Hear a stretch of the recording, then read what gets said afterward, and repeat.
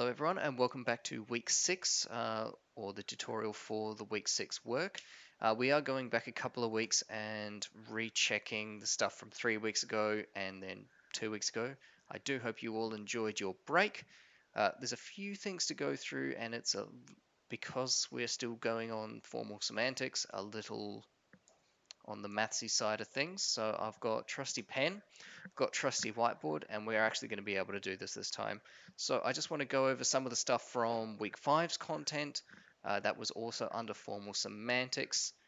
And this is stuff that we're going to need to know for today's work. So if you don't understand or there's something that you're not quite sure of, please ask away and we will talk about that. So we just wanted a few definitions to start us off. Can anyone remember what I mean if I write that's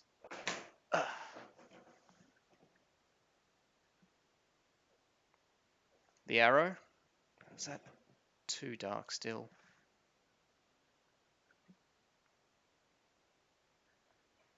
That's pretty clear. I can see. I'm just trying to. You can double click my screen and make it much bigger if you find that it is too small. So if I'm writing this in some kind of statement or some kind of argument, what does it mean, or what do we call it? Entailment. It is used to prove entailment. There was another term that we would have been using for that one. Material implication. Therefore, all of these are right. These are like material implication.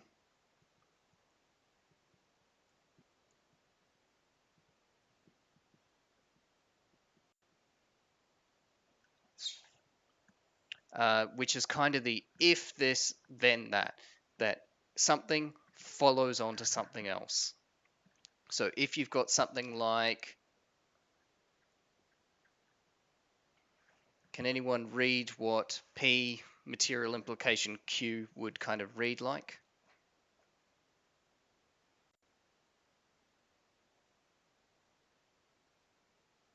If P, then Q. Perfect. So, and what do we call these here? P, Q, R, S, T, U, V, W, X, Y, Z, whatever you want to call them. What did we call them?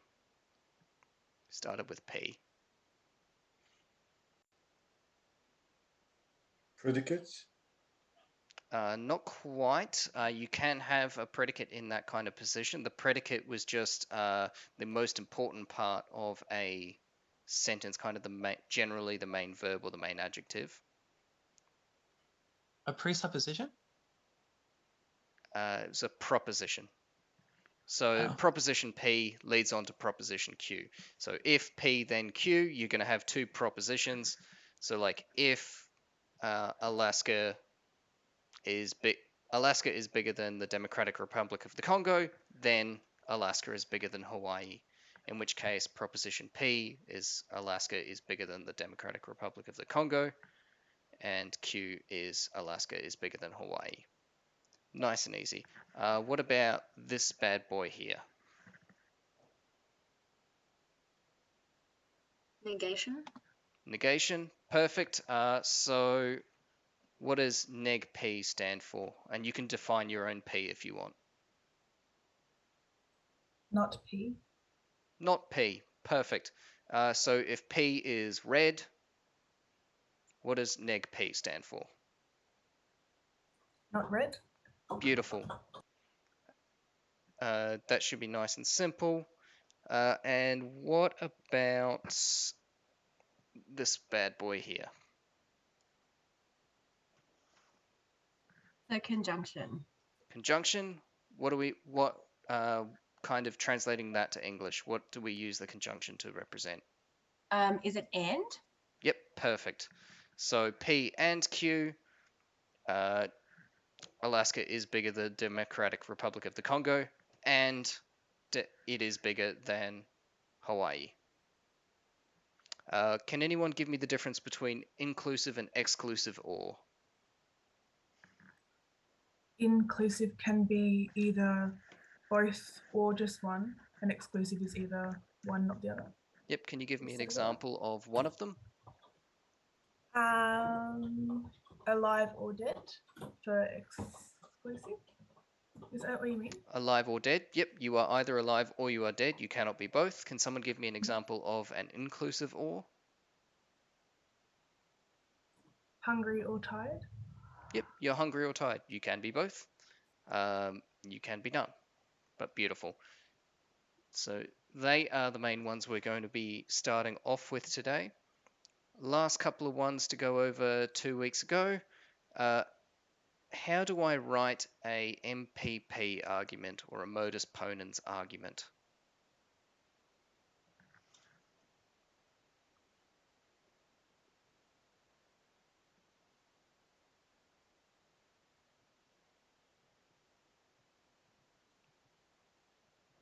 Did anyone recall? It was one of the two that we did.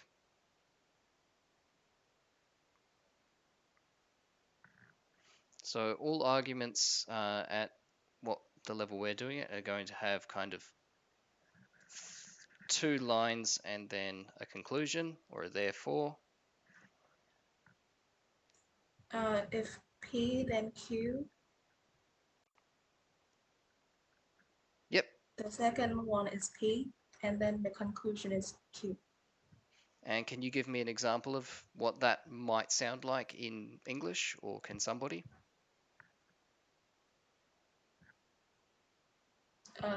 If it rains, the city will flood, Yep. and P is it's rain, so Q is the city will flood. Yep, beautiful. If it's raining, the city will flood. It is raining, or it has rained, whatever it wants to be, and then therefore we have to accept that the city is flooding or will flood, depending on what tense you want to put that argument in. Really well done. So that was one. Can anyone remember hypothetical syllogism?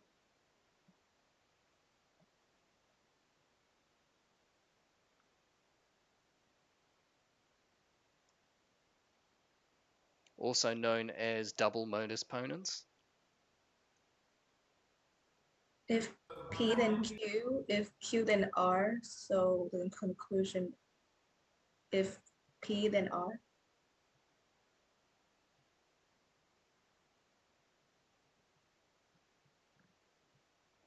Absolutely right. So it's just that essentially written twice. So if P is to Q and Q is to R, then we can just naturally assume that P is also to R. I realize that's just getting to the bottom of the board, so I'm moving that back a little bit. Does anyone have any queries with either of those?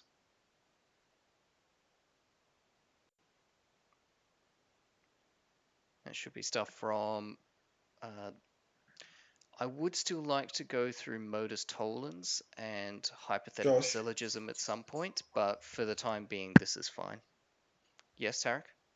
I'm not sure if it's me, but you're constantly cutting off the sound and the visual. Is it me or is it? Has anyone It's got that fine for set? me. I'm just It's checking. okay for me. It's all Yeah, good. it's Yeah, I think it's my If it yeah. gets worse, maybe drop out and then just drop back in. That I'll might try that. fix it Yeah, up. it's really bad. Yeah, I'll just rub this off, so that'll give you 30 seconds.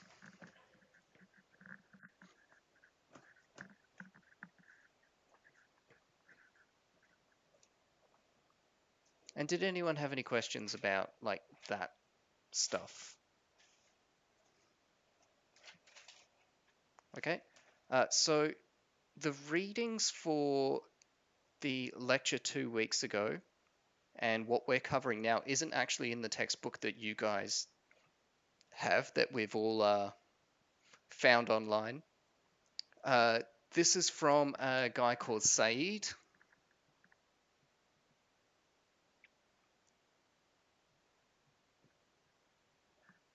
And it's just called Semantics.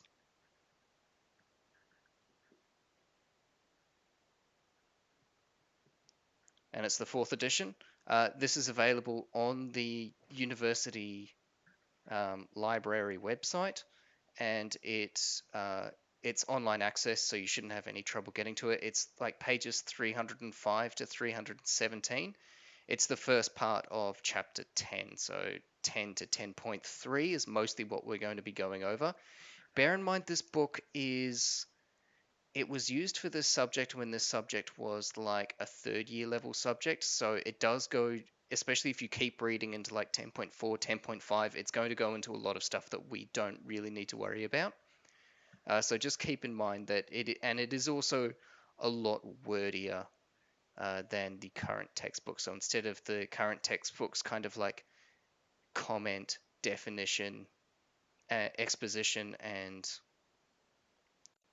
exercises, it's a lot more just kind of dense information. So it can be a little bit more difficult to get around.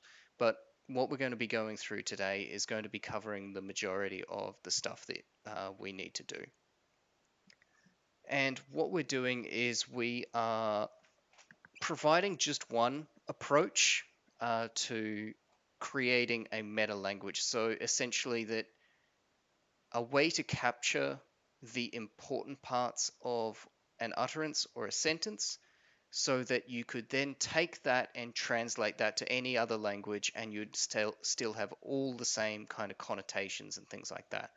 We're going to start very basic and then work our way up.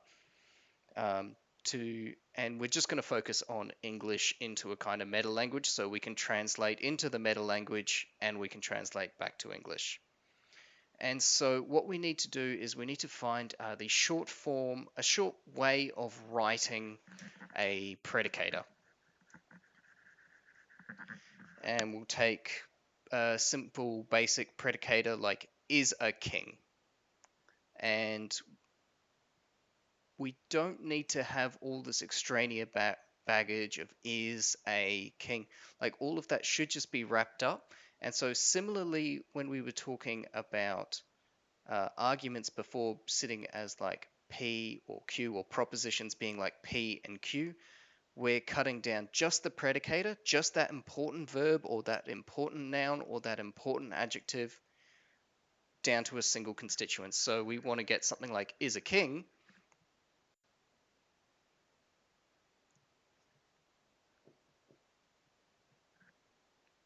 We can cut that down to just K. And that'll stand everywhere that we try and write K, it's going to stand for is a king. So we just go, boom. With me so far? Is a king is not a standard English sentence. Someone out there with their own version of English might accept that as a standard English sentence. I don't. I need a subject. And most English speakers would need a subject. So we need a way of attaching a subject to this predicator. And so we've got K standing for king. Let's go King Arthur. So then we can go talk about, we need an actor, Arthur. Now Arthur is just an argument or a referent, so he doesn't need to be in capital letters. So we can just write like a little a. And so what we do is attach that simply like that. And what do we have written here? Arthur is a king. Yep, Arthur is a king.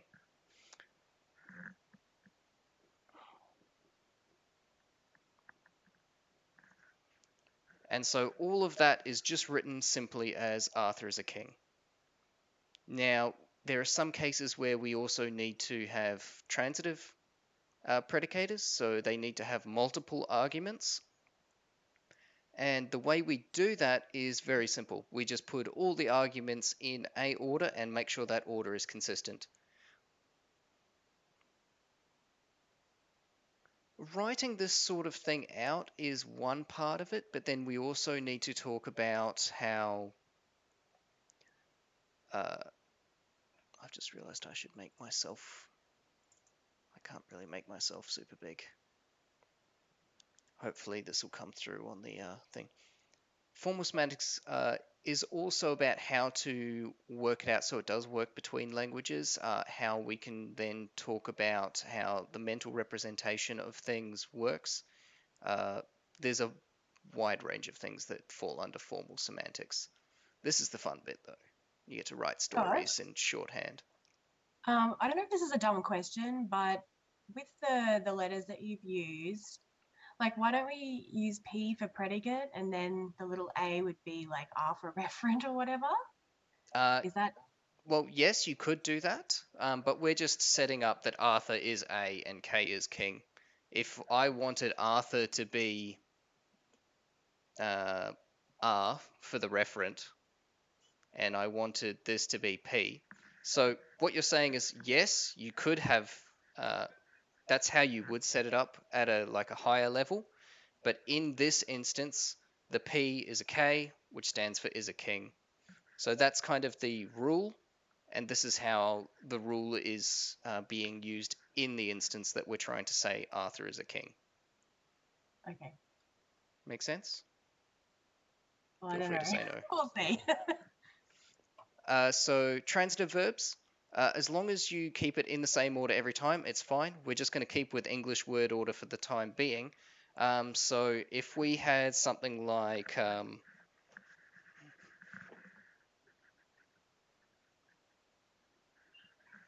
slew or slay, murder, that kind of thing, going with our King Arthur stuff.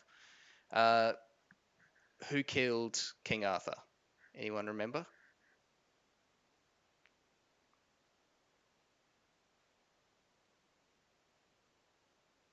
Mordred.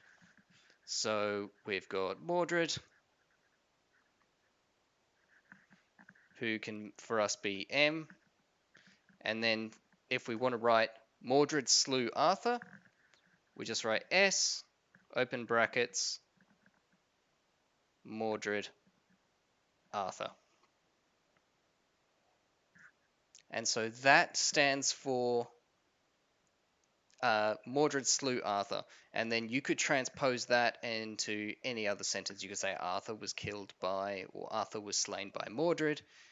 You can change it around, but the idea is that that kind of base level of understanding is the same. And you could translate it into another language or anything like that. So we can then also build in and add more things together. We can talk about larger sentences. So what would I do if I wanted to say Mordred slew Arthur, who was king?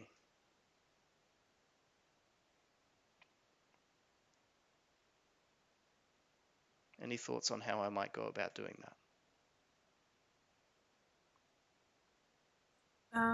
You'd have to have two separate ones. Yeah, the end. The and. Yep. Beautiful. Going back to the stuff, we go and.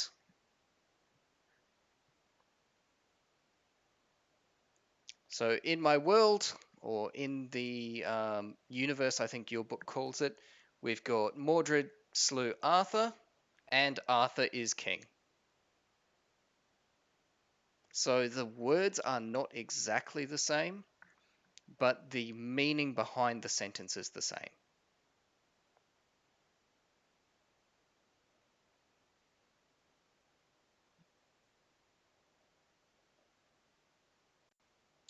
Does that make sense? Feel free to jump in if it doesn't. Let's do a couple of others. Let's add some bits and bobs in here. As long as we can agree on some basic ones, what would I do for if Arthur is a king, Guinevere was queen? And we can just kind of stick with the first letter of everyone.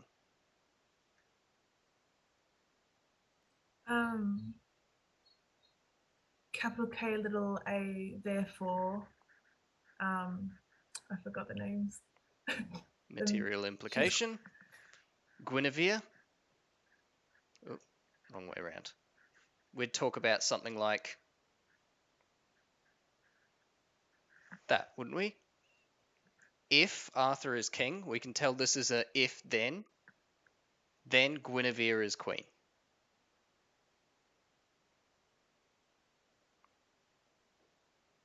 We can say yay or nay. Let's go. Merlin did not advise Lancelot. Again, let's go with advise being A. What do I want to add to this? The I would negative. say like bracket lowercase m, comma lowercase l, close bracket. And then a negation at the start. Yep, beautiful.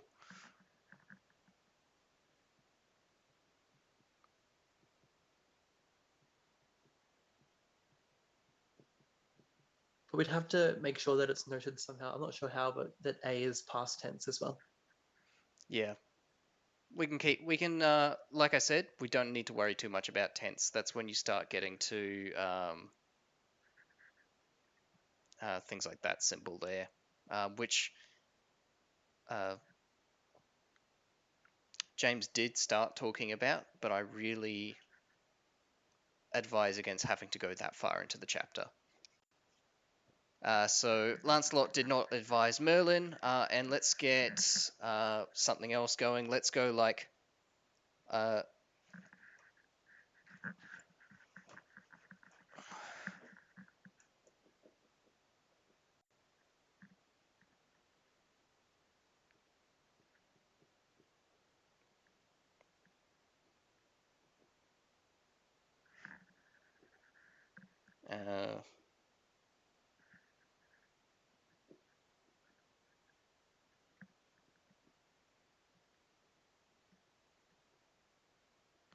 either Lancelot loved Guinevere or Guinevere loved Lancelot.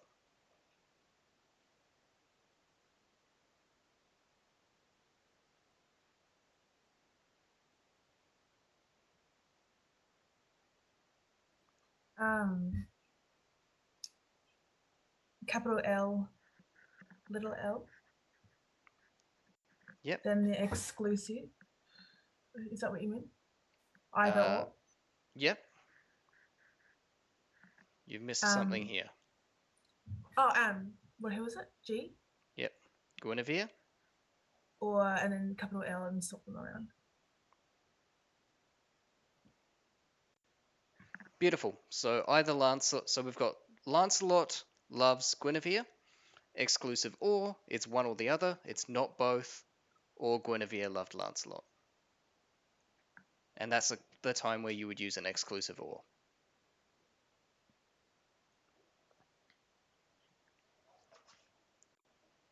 Does that all make sense to people? Because we're going to keep going from there.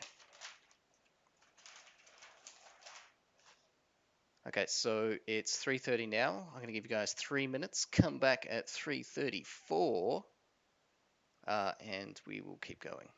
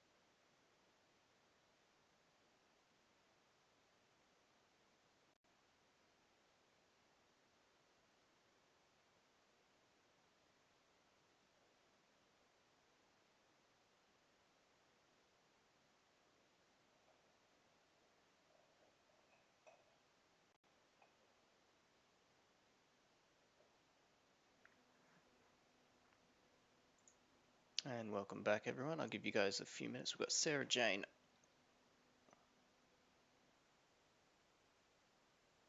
Yes, so with formal semantics, when you would go out, so for example, if you were operating on a language that is like object first and not subject first, you just need to lay that out beforehand,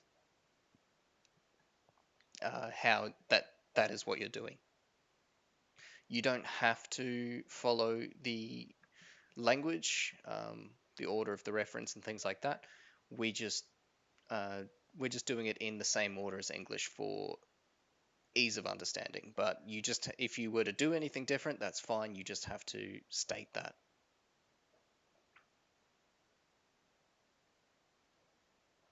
Hope that answers your question.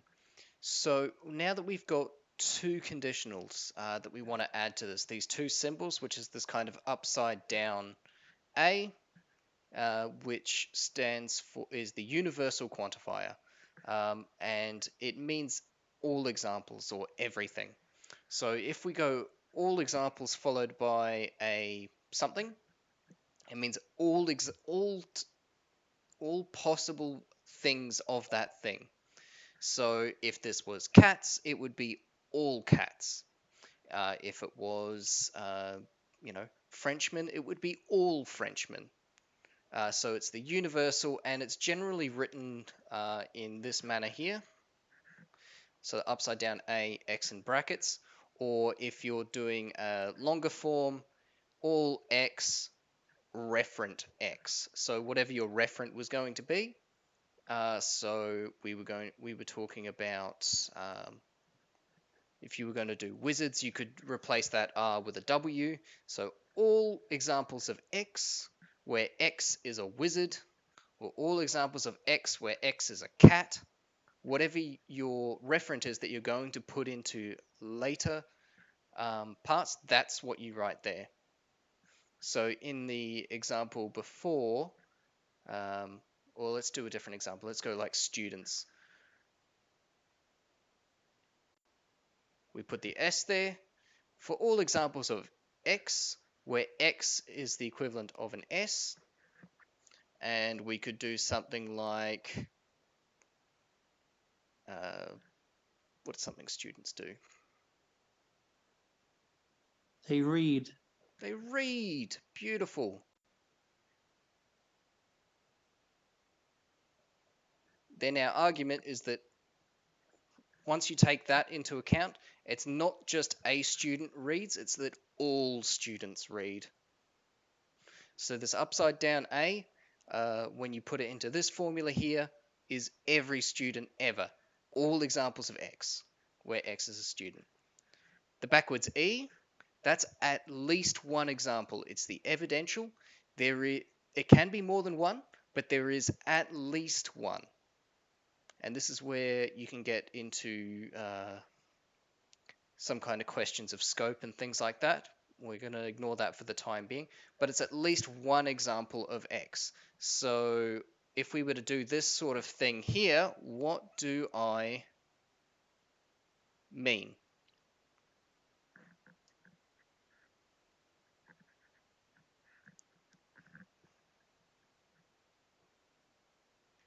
What am I writing here when I put out that? At least one student reads. Yep, exactly right. There is at least one example of X where X is an S, and we have understood S to be student. So there is at least one student who has read or reads.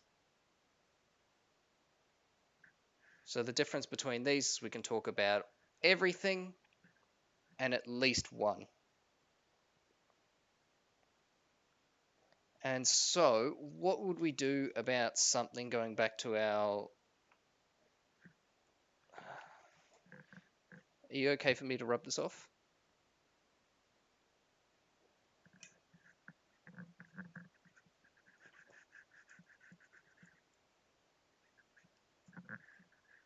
So adding to our list, we have the upside down A and the backwards E. I'll just put X's there. as well. So using these, we should now be able to do some more complicated sentences. What about something like, Lancelot hates all dragons?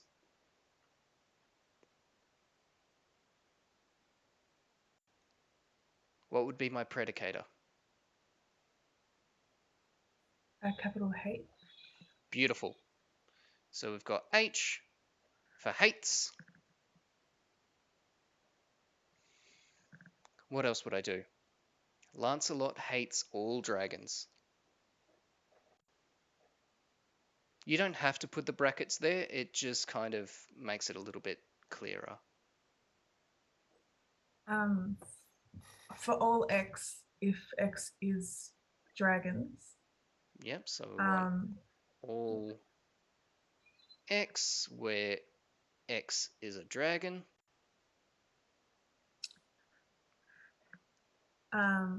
then H, next to H you have L and X. No. Yes. Yes. Yes. Beautiful. Lancelot hates all dragons. So we've got the hate, we've got Lancelot, and we've got X. And we go and find out, well, what does X mean? X here means all dragons.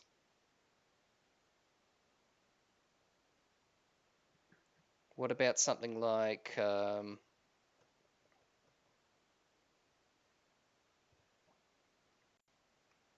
every dragon was scared of Lancelot?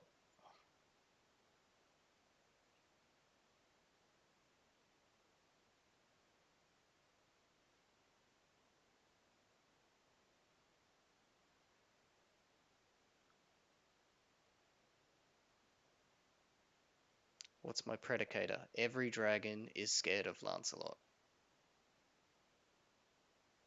I guess is scared or just scared. Yep, so what do we want to put for our predicator? What do we want to cut that down to? S. Works for me.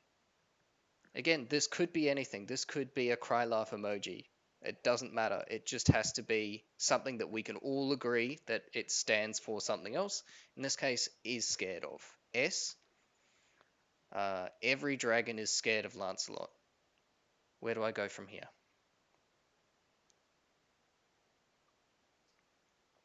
You have the same like upside down A bracket X and then D bracket X. Yep. All versions of X where X is a dragon. And what is my order down here? It's a transitive. So all dragons are scared of Lancelot. Just X and then L. Yep, beautiful. We swap it around because the dragons are now being the subject of the sentence, so they're going first.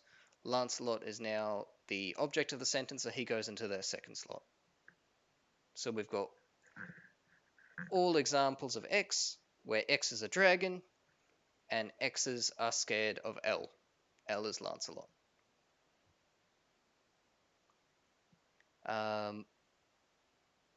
Beautiful. Here's one.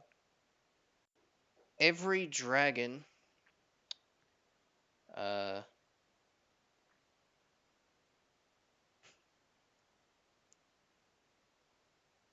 actually, no, let's not do that one.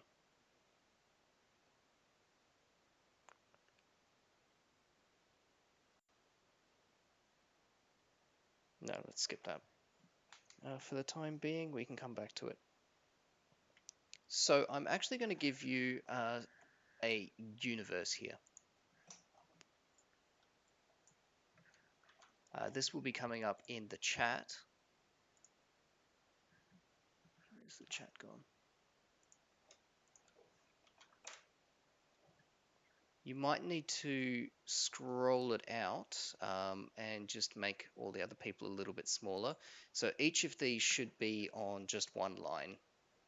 And you can see the U, I, M, K, D, L, C, S, and F. Does that make sense? Should be each of those should be your for the start of each new line. Beautiful. So this is what we would call a universe. And what we've been doing, we've been applying our terms, our predicators terms. We've done S for slew, we've done L for love, those sorts of things. We've got, and we've also got all our users there. So we've got Lancelot, Gawain, Elaine, and the dragon as L, G, E, and D. And these are, this is essentially a formal, what's the term I'm looking for? Formally written, what we have here is a story. A full story written in formality. So we can see here and who belongs to what category and that sort of thing. So in that first line, we can see Lancelot, Gawain, Elaine, and Dragon. They're our users. And they are written down as L, G, E, D, and I. We can see capital M being a predicator, being a maiden, and the people that count as maidens in our universe, which are Elaine and Igraine. Can someone tell me who are the knights in this story? Lancelot and Gawain. Beautiful. Funny story. I really like the name Gawain, which is a different pronunciation of Gawain. And I was talking to my wife one day about kids' names, and I was like, Gawain. She's like, no, I'm not going to have Gavin with a lisp as his name. Gawain. Are these like old English names or something? Yeah, so these are all names from the King Arthur story. Ah. And so we've got a dragon. Who can tell me which of the characters is a dragon?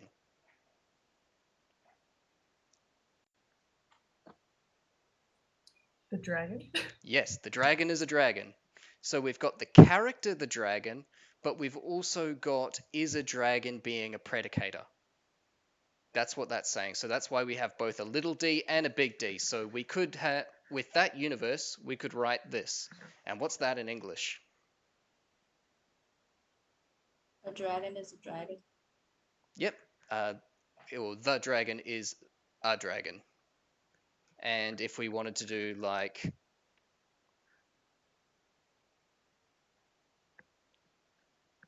something like that, change that to X. What have I got there? For all dragons that are dragons, dragons are dragons. All dragons are dragons. Yeah. Nice and easy. So if that's my universe and what I have there, if I just come over here.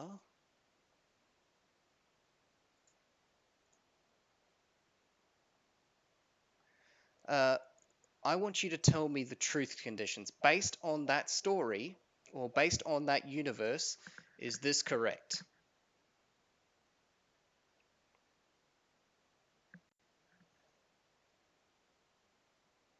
So first of all, what have I written here? Is that Gawain loved Igraine. yes. Sorry, I'll put a dot there. So is this true? Based on the universe that's presented in the chat, is that true? Yes. Beautiful. We can see there that under loved, we do have Gawain and Igraine in that order. We have it in the other order as well, but for the time being, because the GI, we only care about whether or not it's true that Gawain loved Igraine. So that's true for us. What about something like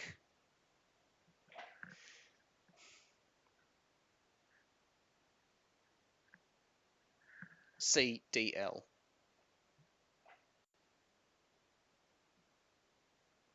That is false. And why is it false?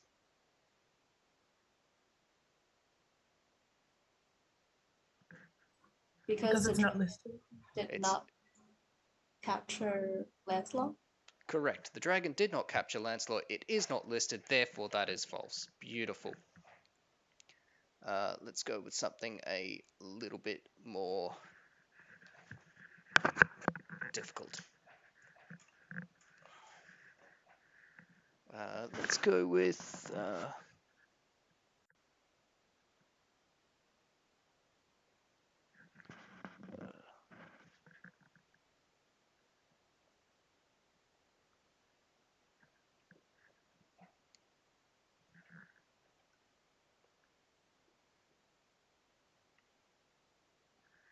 what have I written? And I'll just write the next... Actually, let's do this one.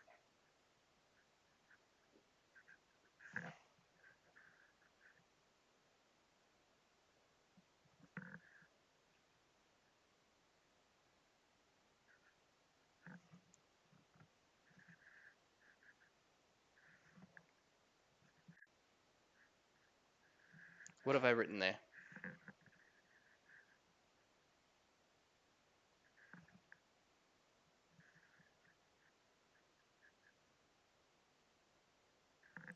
Is the first one all maidens love Gawain?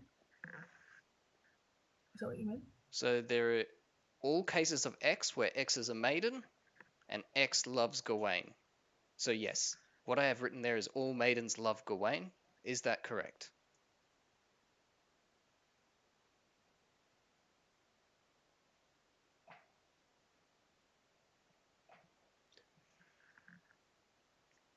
Yes.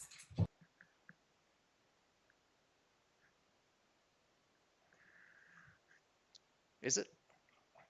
All maidens loved Gawain. Oh no. No, it's not correct.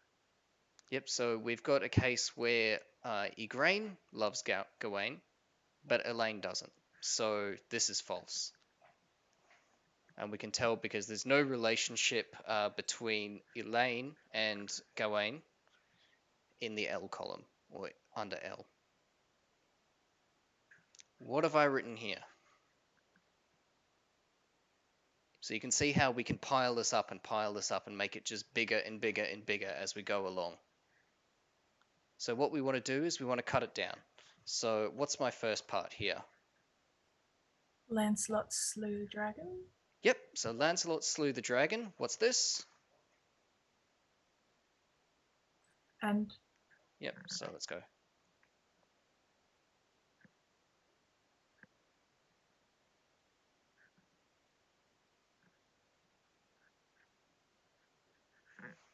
And then what's my second part here?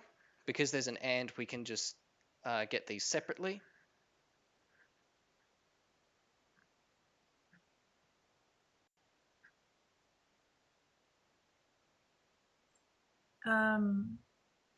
no knight.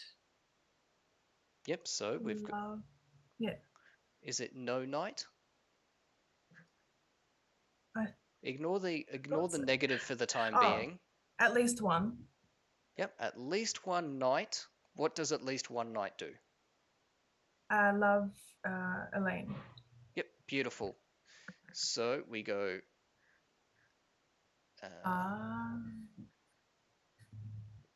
Oh, because it's out of the bracket.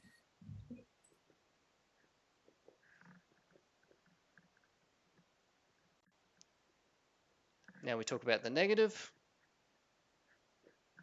So we just put the negative in there. So do we have the truth that Lancelot slew the dragon and not one knight loves Elaine? There does not exist a single knight that loves Elaine. So is that saying no knight, or is that just saying not one? Okay, so we're saying that it is not the case that there exists at least one. Okay, cool. I think I get it. Thanks. If this was a upside down A, it would be not the case that all knights. So we're saying there is not the case that there exists even one. Okay, cool.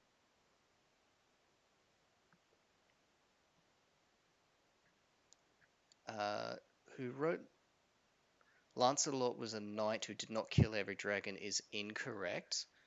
So we've got Lancelot slew a dragon and dragon's not mentioned in this section over here, so we don't need to worry about it. So it's just Lancelot slew the dragon. Is that true?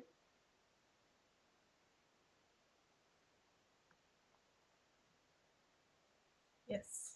Yep, so we've got a truth. But if you remember going back a few weeks, and statements are only true if both sides of them are true. So we've got true, and is there the case that not one knight loves Elaine? That's also true. That's also true. Again, we don't care that Elaine loves Lancelot. We only care about this order here, that the knights love Elaine. So we've got true and true, which according to our truth table that we did before, this is true.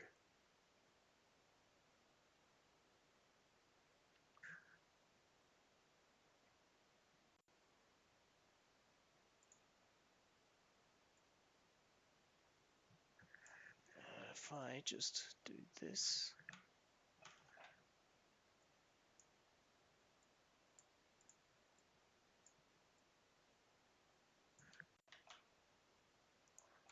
And so, if you were to go the other way around, who wants to, in the last couple of minutes, try and kind of recreate this story? So we've got a universe, and we've got a bunch of truth conditions, things that we know happened. What are people's thoughts on trying to turn that back into English?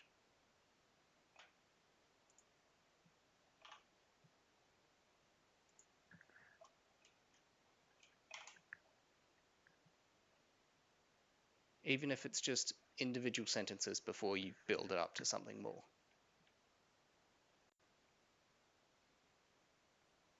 I can try. Go ahead.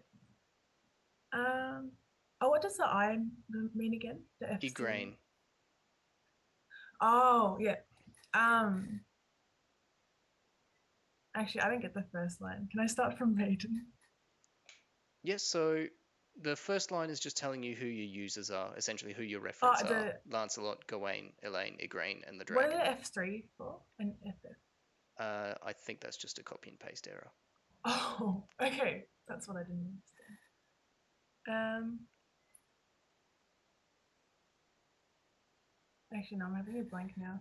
So at the end, if we just look at those last two lines, we've got Lancelot slew the dragon and freed the two maidens.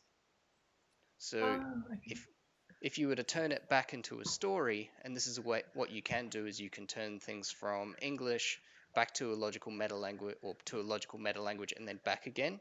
You should ideally end up with the same story, or at least the same meaning behind the story. So you could get something like Elaine and Igraine were fair maidens captured by a dragon. The knights Lancelot, Lancelot and Gawain went on a quest to rescue them. Gawain was in a loving relationship with Igraine, and Lancelot knew Elaine loved him. Lancelot slew the dragon and freed the maidens. And that covers most of what's in that universe.